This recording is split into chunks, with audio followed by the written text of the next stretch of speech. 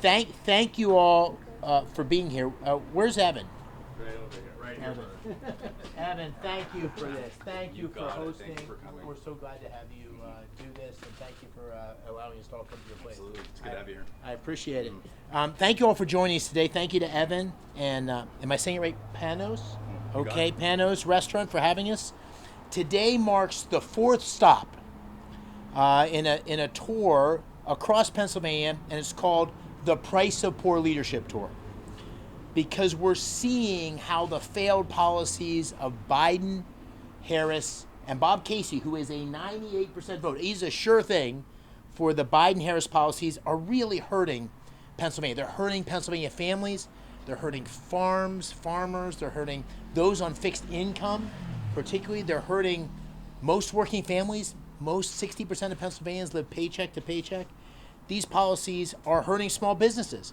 Small businesses like this one are the main driver of job creation in our Commonwealth. More than half the jobs come from small businesses.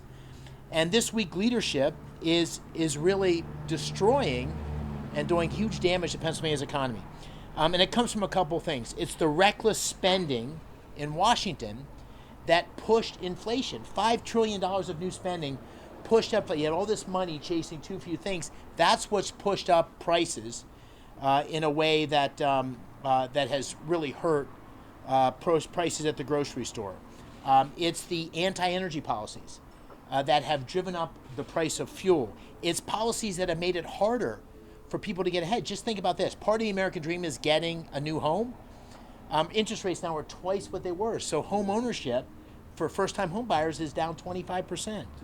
And this administration, Biden, Harris, Casey, has shown weakness in the face of China's unfair practices that has hurt the Pennsylvania economy. So these terrible decisions, we're all feeling it. And we see it in the overall inflation, which under Biden, Harris, Casey has gone up by 20%. Gas is up by almost 50%. Groceries are up by 21.5%. Rent is up by 22.5%. This is putting huge pressure on most Pennsylvanians, and wages aren't keeping up. That is the price of poor leadership. And just to put it all in perspective for you, we've created a site which is called bobflation.com. And I'd ask you to all take a look at that, because it shows you kind of the everyday things that you're buying and what it means for everyday life in terms of these bad policies and inflation. So let me give you a couple examples that all of you will recognize. A Pittsburgher and cheese from Primanti Brothers, right? Everybody knows Primanti Brothers in Pittsburgh. 2019 was $7.49. Today it's $10.29. So a 37% increase in the price. A one-day ticket to the Allegheny Forest.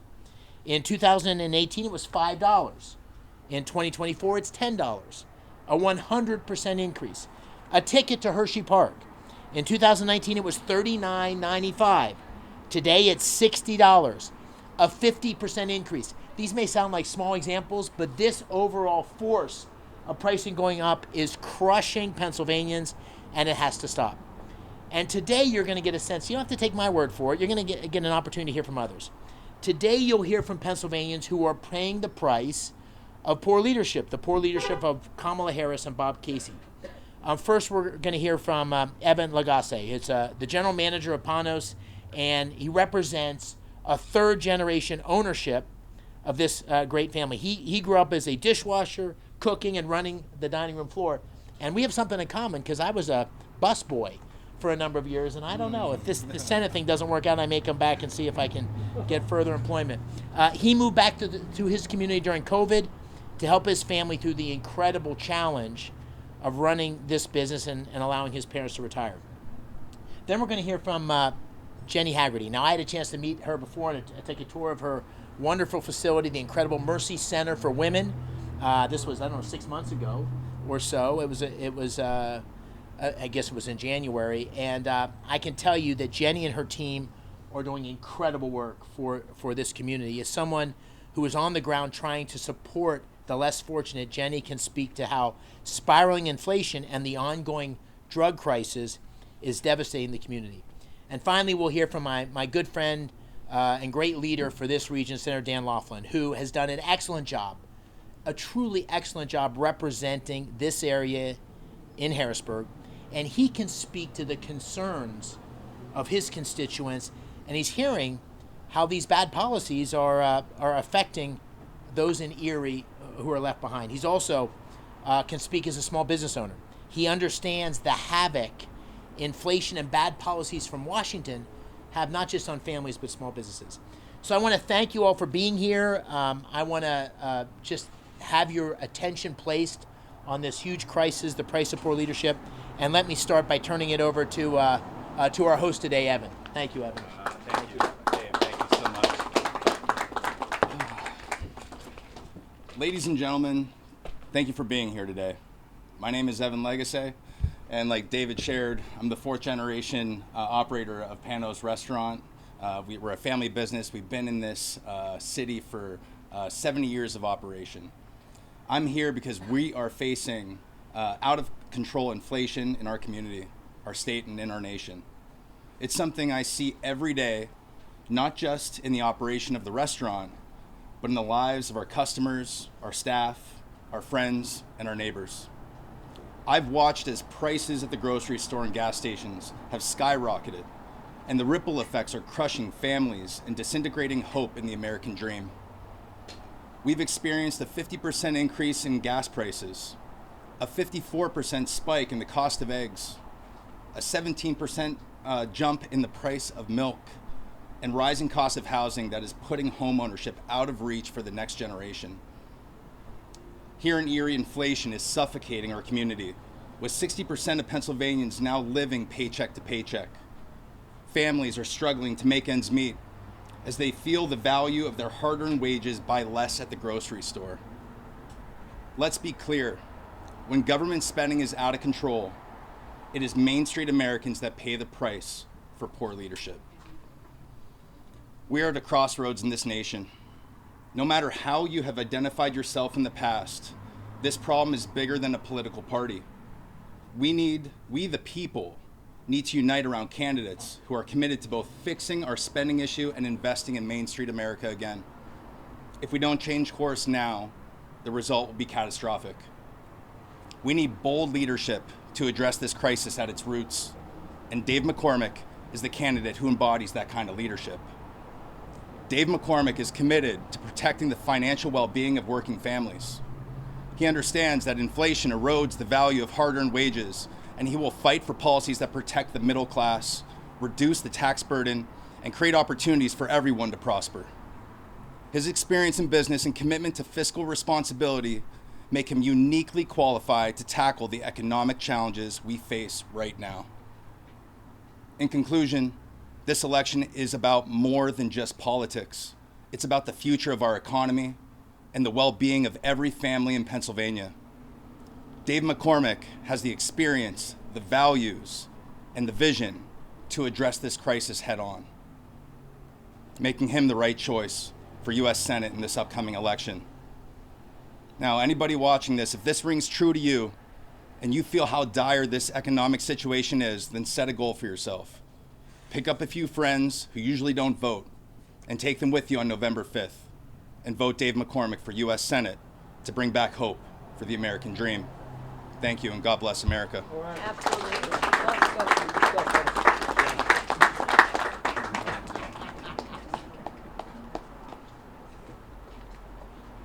Good afternoon, everybody. My name is Jenny Haggerty, and I'm the Executive Director for the Mercy Center for Women.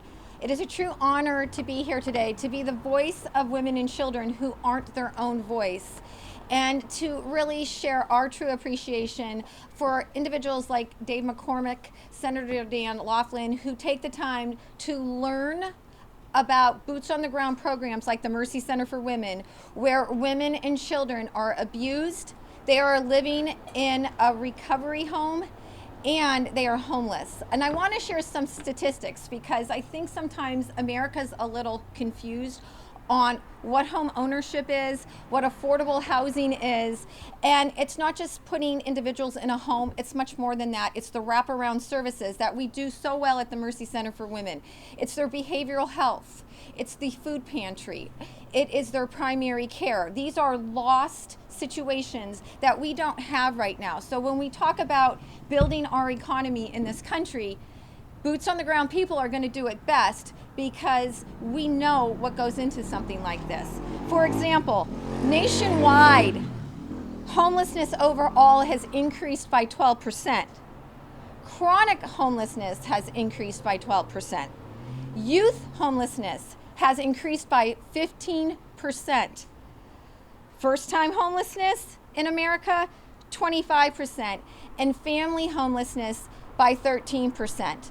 I want you to imagine applying for a grant through the state of Pennsylvania for drug and alcohol addiction. Addiction is, as everyone knows, on the uprise. Erie County, for the second year in a row, has been the #1 county who has opiate overdose. And you apply and you put together a very thorough narrative and opportunity for a grant, and you are awarded $94,000 to get a certified peer specialist to get the help our clients deserve to wrap themselves around the services regarding addiction. And it's awarded, and then you receive a letter from the Opioid Misuse and Addiction Abatement Trust telling you, we're sorry, we cannot honor that grant. So, again, we have women, we have children, we now have men that are affected by this type of loss. And why? Why would you take away something so good when we are leading the country again, or the state of Pennsylvania, second year in a row for addiction? So it's individuals, again, like a Dave McCormick, a Senator Dan Laughlin, who wrap their arms around the boots on the ground people in this community. And again, this isn't self-promotion. This is about people who are actually doing the work in this community to get the job done. So we are incredibly grateful for all that you and all of you provide to the Mercy Center for Women. I am their voice. My voice is the only voice they have. So thank you for the opportunity to be here with you today.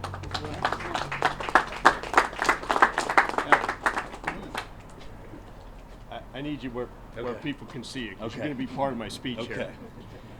Hey, it's really great to be here today, folks. And I got to tell you a couple of things, right?